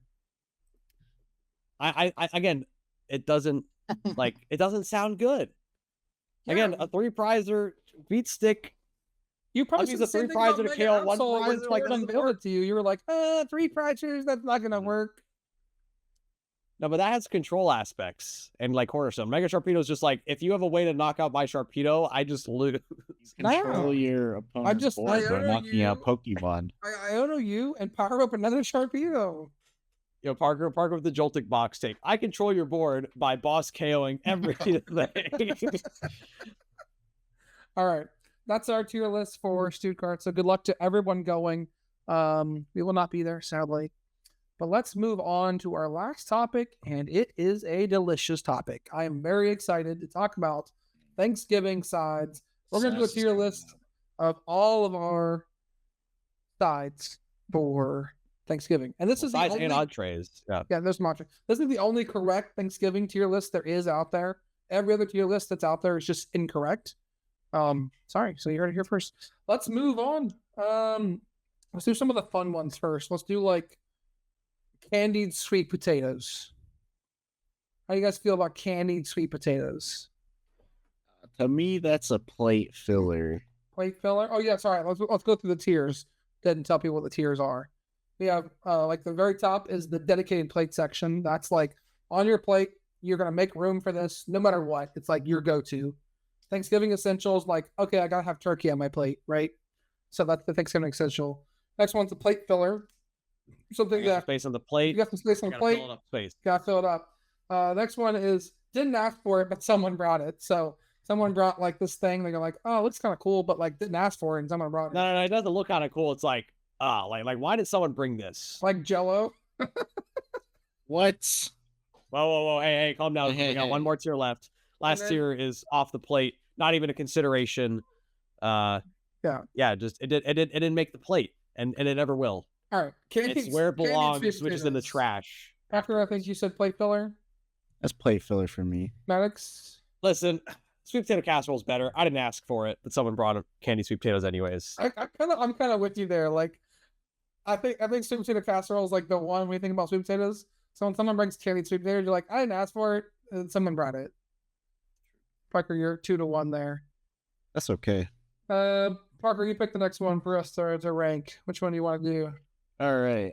So I'm gonna pick green salad, and that one is below off the plate. That one's I fed it to the dog. Here. Bro, you gotta have some greens on your plate somewhere. I will have greens for sure. Okay, all right, green salad. Alex, I know you're gonna be like plate filler probably. Yeah, plate filler for sure. I mean, you gotta have some balance. I mean, yeah. listen, So I'm gonna put it in the middle then because I'm kind of like similar to Parker, but like I think it needs to be there. So again, didn't ask for it, but someone brought it. All right. All right, Parker. No, sorry, Maddox. You pick one. Let's see. Let's go and tackle a real hard hitter Okay. of the Thanksgiving table, and that of course is turducken. Listen, like sometimes there's just like, it's too much pressure to have different meats, so you just have them all together. I've never once had a turducken ever. I also have not had it, which is why I picked it and led into it so aggressively because I thought it'd be funny. But listen, if someone brought turducken, or if my family is preparing turducken, I'm like, man, I've never had this before. Like a plate filler. I gotta put it on the plate. Make a spot on the plate. Plate yeah, filler. It's gotta be a plate filler, right? Plate filler. Yeah, I agree with that. And Parker, I mean, you gotta have had it. But it's just probably. Oh, is it essential? I feel like maybe I have. No, it's plate filler. It's plate filler. So wait, when someone has this, does that mean they're replacing like turkey and ham? Yeah. So like at that point, then it is a Thanksgiving essential, right? Because like if you don't have the other options, like you have to have it. I don't know. Well, listen, we'll go abundance mindset that all of these are available at your things. We're not having to choose one or the other. All of them are available to us. Okay. You can have a place with turkey, ham, turducken, and a chicken and tofu if you want. Like, it's fine. All right. Moving on. I'm going to the next one. I'll select this one. I'm going to go gravy. And for me, gravy is a dedicated plate section. Like it's not a plate section, but it's going like on my plate. Like, so maybe it's an essential. I don't know because of that, but like it's going on multiple things on my plate. Like gravy is being got. Yeah, Parker, what's your take on gravy? Gotta have it or not? It's at least a Thanksgiving essential. Yeah, I think Thanksgiving essential. Listen, I think when I think of dedicated plate section, I think I have my plate and I'm gonna go right here to this thing and grab that. Like, if you're getting scoops of gravy before anything else, that's like psychotic behavior. So like it's an essential by definition. Like you have to have it on mashed potatoes or on your turkey. Yeah, okay. But like if you're going first thing on the plate, you're like, this is the gravy section. Like that's a little too okay. much. All right. Fair. I mean, I could do that. I can see myself spooning the gravy. I could probably see you doing that too. Mm-hmm. All right, Parker, you pick one to rank next. We're gonna just get one of the goats out of the way, and we're just gonna put mac and cheese. And that is a dedicated plate section. If there was a tier higher, I would put it there. Yeah. Mac and cheese, it's a little lower for me personally, but listen, you have to have massive respect to one of the greatest of all time, macaroni and cheese. The sad thing is, like, my family doesn't have it every year, but so like when it's there, it does get its own dedicated section. Bro, that is the LeBron James of Thanksgiving foods. But it's Eric, I think you're throwing. Listen, you can't walk into this weekend without being a plan for macaroni and cheese. I'll just make Listen, do you go to a tournament without being ready for Gardevoir? It's like you can't go to Thanksgiving without macaroni and cheese. Maddox, macaroni and cheese is the monkey dory of decks. Like, yes, you don't have to play it, but you're throwing if you don't. Maddox, I have bossed the wrong Pokemon against Gardevoir for game. Exactly, right? If you had mac and cheese every year, maybe you wouldn't. All right. Arthur, sorry, Maddox. Sorry. I'm gonna go with another braver one. Listen, this might be a little controversial. Oh boy. But stuffing for me is a dedicated plate section because a nice, true homemade stuffing, return for different pieces of bread. You got some cornbread in there, you got some fruit in there. If you got the box stuff, like belongs in the trash, honestly. But like a true homemade stuffing made with love, made with the right mix of moist and dry, a key part of Thanksgiving plate. Parker, where is it for you? So if I was given the choice between mac and cheese and that, I would double mac and cheese it. But it is a Thanksgiving essential, at least for me. I agree with that. I don't know if it's a dedicated plate section, man. Not for everyone. Well, listen, the great part is everyone can think what they want, but in this tier list, which you have already said is objectively correct, it is a dedicated plate section. All right. That's fine. You can call it essential if you have to. I'm putting it here for now. I'm gonna revisit it. But I think y'all are hating. Dude, for me, it's a Not hating. I still like it. Listen. If I got you some of my dad's true Thanksgiving stuffing, You're right. it'd be top notch. You're right. Maybe the box stuff. Listen, everyone else gives stuffing a bad rep because you go to most of them and it's not made with love. It's not made with care. It's too dry. All right. Now let's talk about a true dedicated plate section, and that is the OG. And I love me some mac and cheese, but sweet potato casserole, you're getting a spot on the plate every time, 100%, no questions. Concur? I've no issues with that. Oh, what was the word you had before with the other And what was that? What were the legal words we did? The Supreme Court words? Oh, we're concurring. Concurring, or what's the other one? Dissent. Dissent. Yeah. Yeah. Okay. So Yeah, we all concur. Potato casserole, gotta have it. I mean, just for me, it's just an essential, but you guys could put it in that. Oh, sweet potato casserole essential only? Definitely a dedicated plate section for me. All right, good. 2-1. 2-1. All right. Parker, we want next. I'm gonna do a controversial one. Boy. With some things that were said right before the section, and that's the Jello. Oh god. Jello is at least a plate essential. What? Hmm. Dude, for me, it's a didn't ask for someone brought it. What the heck? Listen, I think when it comes to Thanksgiving, right? We have all these options, but it's opportunity cost. Listen, when you have space on your plate for a sweet treat, Sure. You're picking Jello over more sweet potato casserole. You're picking it over, some of the pies later on.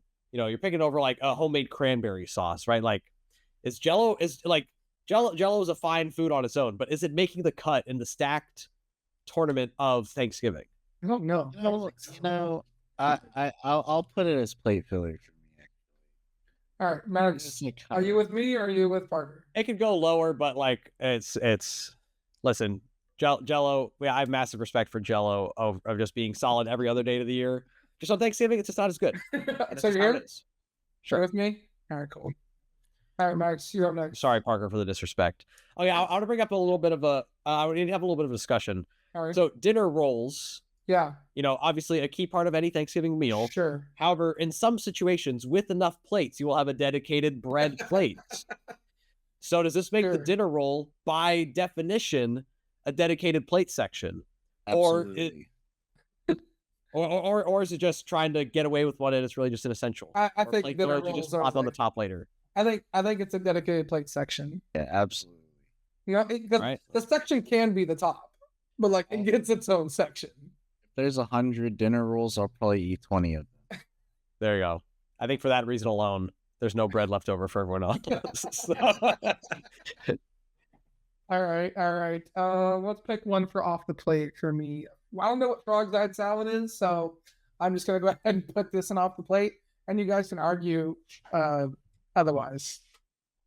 Would you like to small frog eye salad is made with pasta, coconut, pineapple, mandarin oranges, and marshmallows for a sweet chilled holiday dessert. Uh-huh.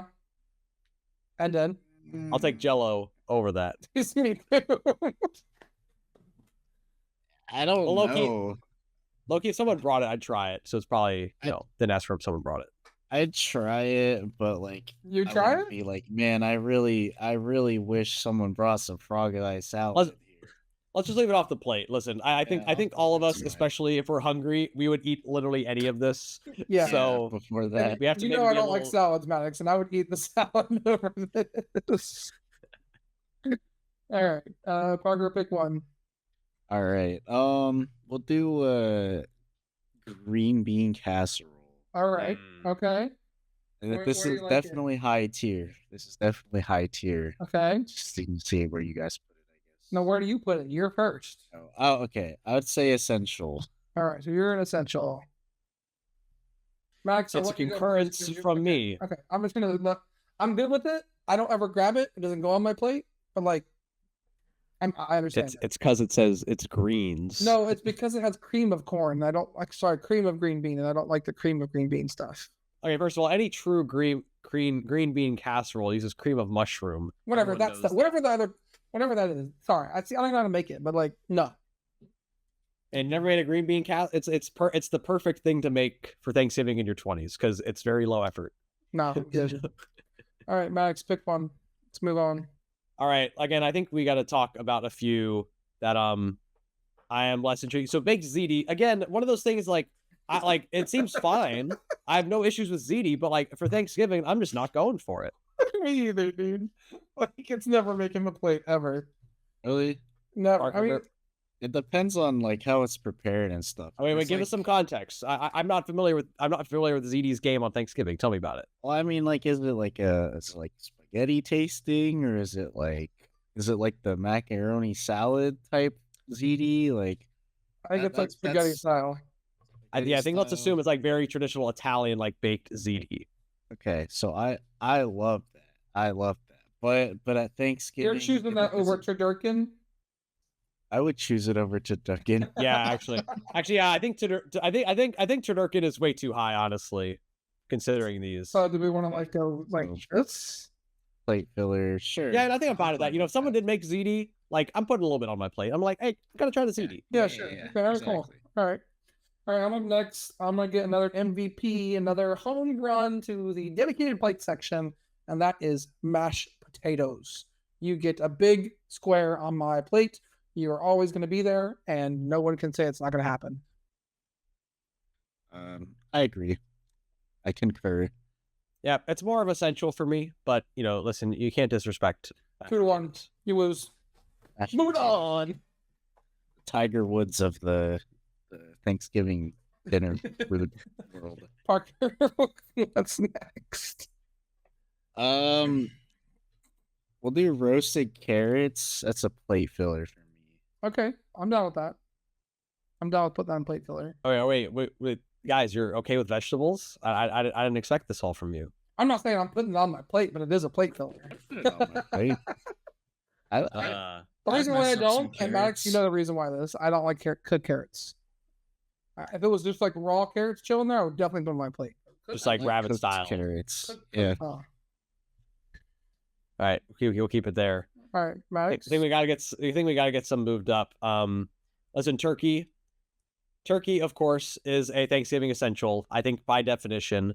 For me, it's always making making the plate. But listen, the star of Thanksgiving is the sides. It's not about the main entree. So it's by definition a Thanksgiving essential for me. Yeah, I agree. But it gets its own section no matter what. It is literally a Thanksgiving essential. But listen, gets its own section. But listen, if said, hey, we don't have Thanksgiving, we just have a ham, I'm like, fine with me. You're fair. All right, fair. I know it. Heard. Okay. Sold. Ham's kind of in the same boat for me. I don't know if y'all are ham I think or not. You have ham up to essential. Yeah. So, all right. Honestly, if we have turkey available, it might just be plate filler for me. Nah, dude. Nah. If they have ham, if they have ham, I'm always getting some, honestly. But I don't need to have it. All right. I low key like ham better than turkey, but they're both essential. What? That's true. You guys are crazy. All right. I'm gonna go with pumpkin pie, and I'm gonna say pumpkin pie is a Thanksgiving essential. You gotta have a slice of pumpkin pie with cream after. It's just gotta happen. So for me, it's Thanksgiving essential. What do you guys say? I am not the biggest pumpkin pie fan. I'm not gonna lie to you. What? I'd put it at plate filler. Okay, Maddox. Again, in the very competitive market of Thanksgiving desserts, you can go for these intricate, lemon meringue, all these pieces. You can go for fruit pies. People are bringing cakes. People are bringing brownies. And when you say, hey, do you want some like pumpkin puree baked for 4 hours, like for 40 minutes, like in a dry crust, like not doing it for me. It's like, hey, listen, like honestly, I'm not asking for pumpkin pie, but someone brought it. That's true. Yes. Someone I'm made the it, same but I'm not same. having a slice.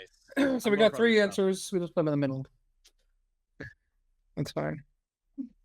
All right, Parker, I think you're up next. Yeah, I'll do this because I just Googled it. We'll do funeral potatoes. Okay, what is it? Tell us what Basically, it is. it is like a baked, like mashed-ish potato. It's called Yeah. cheesy potatoes. It's Oh. cheesy hash brown casserole. Oh, dude, this is essential. Yeah, I'm looking at it. My mouth's literally watering. Dude, my family makes this literally every year, and it is essential. Like for me, it's a dedicated plate spot. I've never heard the name funeral potatoes once in my life. But, Me either. I've heard hash it's brown at casserole least- though. It's at least essential for me. Yeah. Listen, it's too sad of a name. I already got mashed potatoes and sweet potato casserole. Like, that's plate filler for me. All right. Well, we have 2 essentials, and that's where it's going. All right, Maddox. All right, listen. I gotta address butternut squash soup. It's good. Like, it's a great fall essential, but like, I mean, first of all, has anyone done dishes before? Just like ever? like I'm not even saying on Thanksgiving, just any regular day. Yeah. So like, you want me to, in addition to all the dishes for a Thanksgiving feast, say, oh, we're all gonna have spoons and soup bowls? Like, it's a total like it's not even like. I feel like my family would be like, I feel like my family would kick me out if I was like, hey, we should have butternut squash soup and like add to it. Again, I think it's fine to have the day after, but like at Thanksgiving dinner, like off the plate for me. Yeah, I concur. Fun story. Did you know butternut squash like stains super heavy, and my son loves it? So I mean, to be fair, I mean, y'all might be having butternut squash soup for Thanksgiving. We might. Yeah. All right. I guess my turn next. I'm gonna go for what I call a plate filler, and that is the cranberry sauce. For me, it's a plate filler. It's not an essential. It kind of almost goes into didn't ask it, but someone brought it. But it's just because like it is somewhat of a Thanksgiving essential, but I don't think everyone gets it. So therefore, by definition, I think it goes to plate filler. I would say it's a didn't ask for it for me. Okay. But, like if someone's like, here's some cranberry sauce. Okay, I'll dip my turkey in it. This is a tricky one because what is pictured is not a cranberry sauce. What is pictured is the cut up canned cranberries. Right. And cut up canned cranberries is a didn't ask for it, like easily. For sure. But a nice homemade sauce, like, you put on top of, your stuff with everything else. Yeah. So I think, again, depending on how we're interpreting this item in the tier Sauce. list, it can go either way. Sauce. All right. Bottom edge of plate filler then. All right, cool. All right, Parker. Yep. I'm getting down to it here. We'll do apple pie. I'll say that's an essential. Yeah. I would go as hard to say it's a dedicated plate section. Ooh. Actually, I say that, but I don't always have it every year, so I'm fine with essential. Yeah, I'm gonna go with essential because like I'm having pumpkin over apple, but apple's really good too. I'm having apple over pumpkin. I'm having apple over pumpkin. And when I'm getting my second slice of pie, I'm also having apple over pumpkin. Dang, you're a pumpkin pie hater, dude. All right, Max. I know what I'm about. I just want to address some of the corn situations of the rating items: corn pudding and cream corn. I think this isn't your time, corn. You have other days, like. Wait, hold on. Isn't like pilgrimage like known for like corn? Yeah. On the cob? Honestly, I'd miss a corn on the cob. Yeah. Corn on the cob was here, like easy essentials. But like all this, like let's make corn and make it worse. I'm like nah, just it's put the effort into making an apple pie or something, right? Like just don't worry about this stuff. In my opinion. So it's off the plate for you. Both of them. Parker, is there any defense for any of these corn pudding or cream corn? I've never had corn pudding. I don't know what that is. Cream corn, I'd put in like didn't ask, but yeah, I'm cool with that. I think those are all pretty low for me personally. Like this. Sure. All right. That was cool. Corn pudding actually like corn and pudding. Yes. With cornbread. It's like yeah, cornbread, right? that's. It's like again, if we said corn on the cob and cornbread are different. Like those are easy Well, is inclusions. that what but, corn like, pudding is? It looks kind of like cornbread, but I guess it's in pudding A form. so creamy dish therefore- prepared from stewed Listen- corn, water, and any various. if you gotta Google it, it's not that good. I mean, let's just be real. Like, I mean, what Listen, we respectful Googled funeral Thanksgiving? potatoes earlier. Well, y'all are overrating it. What respectful Thanksgiving are you going to? And there's like something you've never heard of that's like the best thing you've ever had. Okay, speaking of, I'll go next. Speaking of, it's not your time. Tamales, like, what the heck? Why is this even on this list? Like, tamales are not a Thanksgiving food, man. Like, I'm not. Well, not for you. For some you, people, are you grabbing some tamales? Well, I mean, not. I mean, It's no. our tier list. Demographically, no. But like, I mean, tamales are just good. I mean, for me, it's like, I mean, where's the big ziti at? I can't even find it anymore. The big It's a Z plate is that filler. plate filler. Plate filler. I mean, like, again, if I'm somewhere and they got really good tamales, like tamales are good every day of the year. Like, I'm okay with it on Thanksgiving. Also, Okay, Parker, you're I deciding. agree. It's maybe not their time, but if it's good, it's good. You know. But didn't ask. All right, well, yeah, open all. All right, I guess. Like, I, all right, Parker, you're up next. Like, I wrap this up here soon. yeah. So what is greens? Like, is greens Collard greens. like green? It's like collard greens. Greens. Okay, collard greens. Then I'd say didn't ask. Max. Eric, you seem to have some thoughts. Yeah, I mean, I think it's just like it's close to an essential, but like it's probably a plate filler. But like, Yeah, I mean, a little lower for me. There's other forms of veggies I prefer, such as a salad, such as roasted vegetables. Collard greens just doesn't quite make the cut for me personally. It's more of a didn't ask for it, in my Okay. opinion. Okay, Max, you're up next. Pick one. We gotta talk pecan pie. Listen, pumpkin swear. pie, an I swear. essential, a fall essential. Apple pie, more of a summertime pie. If they have pecan pie and apple pie on my second slice, I'll be getting pecan because it is a Thanksgiving essential. Nah, you're not putting two pies above pumpkin pie, dog. Yeah, I am. And if there are more pies here, I'd be putting more pies above it. There's blueberry pie, lemon meringue pie, Listen, icebox hey, lemon pie. listen, guys. If you're brownies, if you're chocolate listening cake, and you're on cookies, Spotify or you're on I'll put YouTube, all of those. I above need pumpkin you pie. to I need you guys to help because pumpkin pie is legit, and I need you guys to tell me that I'm not crazy. Maybe I am. So Parker? I would put pecan below pumpkin. Thank God. Just personal. All right, we're gonna put it in. I'll put it in plate filler. I'll concede that. I don't think it goes for didn't ask for it. It's not an essential. Crazy, bro. I These think- next three, I don't really care about any. Is of anyone these. passionate about any of these? None of us picked them. Squash No. casserole, wild rice casserole, creamed onions. Nah, off the plate. I mean, unless it's like, you know, a grandmother's famous recipe that's like the best thing, it's probably not on the plate. Let's be real. If you pull up to a Thanksgiving dinner, it's no context. I'm gonna put this Wild one rice here with cream casserole. corn because, like, No. I mean, I don't try No, creamed onions onions. are not on the same tier. All right. I mean, also it's criminal to say you'd have creamed onions over butternut squash soup. Also, like the disrespect to butternut squash soup. You're right. Okay, so let's look I back gotta at the say, tier it's list. looking pretty light on the dedicated plate section. I thought we'd put more here. Well, the plates are only so big. You can only dedicate so much space. That's a small mentality. The plates are as big as you want it to be.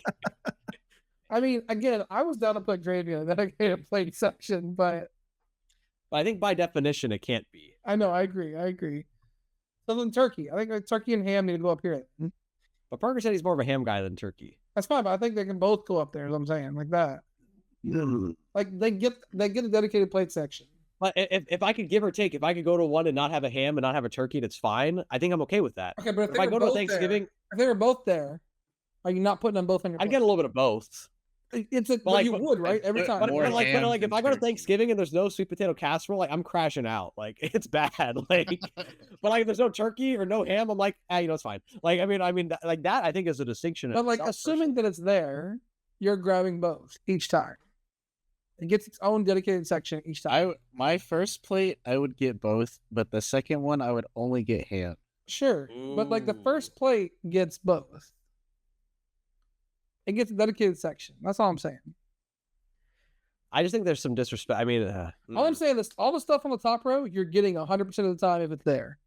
All the stuff on the second row, if it's there, you're not always getting all of those. listen, honestly, I think putting ham in dedicated plate section might be a bit too bold to like go on the internet. I think we need to like tone it down.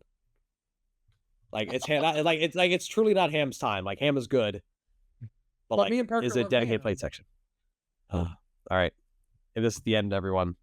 I tried. Beach Court podcast has been canceled because they love ham too much. Ham over gravy? What are you doing? Well, I'm gonna put gravy up there, but you won't let me. Well, listen, ham is just being carried on the fact that it's good, right? I mean, like Big ZD with the same logic could also be dedicated plate section. No, I'm not grabbing Big Z the first time through. Never. No, I'm not. Anyways, that is our Thanksgiving tier list, and it's the only correct tier list on the planet. You're welcome. But yeah, anyways, make sure this is your menu for Thanksgiving today. But everyone, happy Thanksgiving who's listening. Yeah, as we wrap up, I just want to say thank you to everyone that listens to any of these episodes. Whether you listen to one or you listen to all of them, I love you equally. If you're not subscribed, I love you a little less, but make sure you go subscribe on YouTube, and then I'll love you more. But I am thankful for everyone that does this. We've been doing this for I think this is our third Thanksgiving now, and you know, it's great. I love it. So thank you guys. I hope you guys have a good Thanksgiving, Max. Safe travels. I know you're flying to New Orleans, so safe travels. Scoping out that NEIC site early. Yes. Make sure I'm locked in. Make sure you lock in your deck. Yeah. Make sure you sleeve up Mega Sharpedo and take it with you and get some practice reps. Yeah, no, not a chance. Listen, I think that's making space. Listen, if I'm ranking Mega Sharpedo here, it's off the plate for me for sure. Wait, didn't you? Your niece and them gonna be there? So you're gonna play some Pokemon? I mean, no. Right. We've rambled enough for this episode. Price checking and stuff. We've rambled enough. So let's sign off, everyone. Have a happy Thanksgiving. We'll be back next week. We'll review the results of Stuttgart and any other news that we get. But until next time, have a good Thanksgiving, y'all. See ya.